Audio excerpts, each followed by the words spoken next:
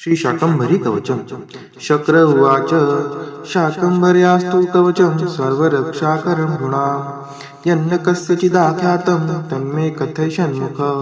स्कंद उवाच शक्र शाकंभरी देव्या कवचम सिद्धिदायकं कथयामि महाभाग शृणु सर्वशुभावहम् अस्य श्री शाकंभरी कवचस्य स्कंद ऋषिः शाकंभरी देवता अनुष्टुप् छन्दः चतुर्विध पुरुषार्थ सिद्ध्यर्थे जपे विनियोगः ध्यानं शूलं खड्गं च डमरुं दधा नाम भयप्रदं सिंहासनस्थां ध्यायामि देवी शाकंभरीमहम् अथ कवचम् शाकंभरी शिरः पातु नेत्रे मे रक्तदन्तिका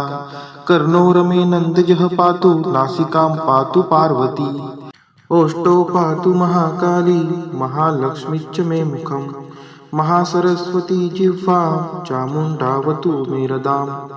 कालकण्ठसती कण्ठं भद्रकाली करद्वयं हृदयं पातु कौमारी कुक्षिं मे पातु वैष्णवी नाभिमेवतु वाराही ब्राह्मी पार्श्वे ममावतु पृष्ठं मे नारसिंही च योगिशा पातु मे कटिं उरु मे पातु वामोरुर्जानुनी जगदम्बिका जङ्घे मे चण्डिकां पातु पादौ मे पातु शाम्भवी शिरः प्रभृति पादान्तं पातु मां सर्वमङ्गला रात्रौ पातु दिवा पातु त्रिसन्ध्यं पातु मां शिवा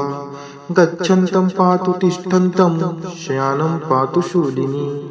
राजद्वारे च कान्तारे खड्गिनी पातु मां पथि संग्रामे संकटे वादे नदुत्तारे महावने ब्राह्मणेनात्मशूलस्य पातु मां परमेश्वरी गृहं पातु कुटुम्बं मे पशुक्षेत्रधनादिकं योगक्षेमं च सततं पातु मे वनशङ्करी इतीदं कवचं पुण्यं शाकंभर्या प्रकीर्तितं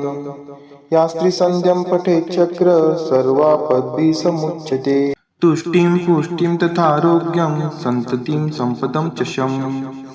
शत्रुक्षयं समाप्नोति कवचस्यास्य पाठतः शाकिनी डाकिनी भूत बालग्रह महाग्रहाः